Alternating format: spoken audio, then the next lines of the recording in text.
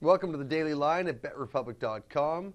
I'm Jarvis Symes. This is Greg Dempson. We've been looking at college basketball intense for the first couple of rounds. It was a big weekend for college basketball, Greg, and it just continues on into Monday.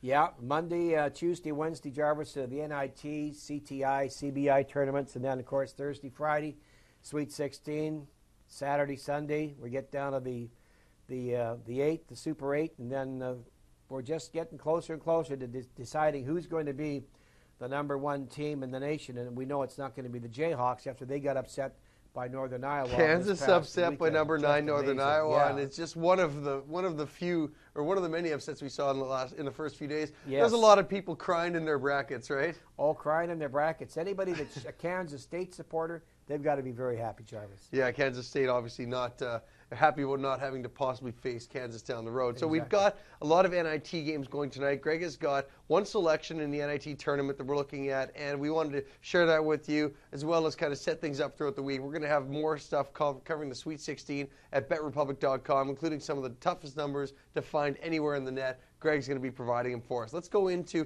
UConn at Virginia Tech, Greg. Virginia Tech laying 4.5 points. It totals 136.5. You've got some good numbers on this game. Yeah, we do, Jarvis. You know, Virginia Tech, like Illinois and Mississippi State, were bubble teams that didn't make it into the tourney. And sometimes you have to be careful because do these teams want to play in the second-tier tournament like the NIT, which incidentally is the 73rd year for the NIT. Virginia Tech is a team that pays attention in this tournament. They're 22-8 straight up. Lifetime in the NIT, Jarvis. They've actually won the tournament twice, I believe in 95 was maybe the last time, if I'm not mistaken, but they have won twice, and they're also 12-2 straight up at home in this tournament, so they're laying 4.5 points here. Hopefully they will get the cover. We want to play on a home team in March if they're a favorite, including Pick'em, and of course this applies to Virginia Tech Hokies after a game in which they covered the spread, Jarvis, by double digits as a favorite, and they did by playing on the home team in this spot. Going all the way back to the 5 seasons, rather, it's 77% against the spread. Jarvis, the system is 44-13. What's really impressive in this spot is it's 30-6 against the spread when playing on this situation in March. The last 3 years, that's 83% versus the number. So it's been consistently hitting. And one thing you mentioned is Virginia Tech taking this tournament seriously.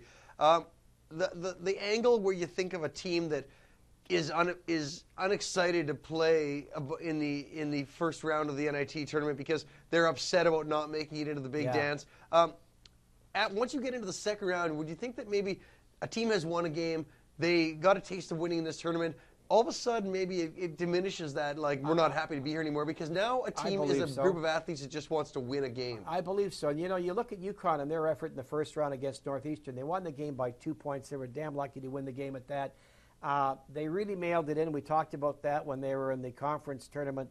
They just didn't show up. It was a pathetic performance, and I don't think they'll show up here tonight, Jarvis. So we have an official selection on this game.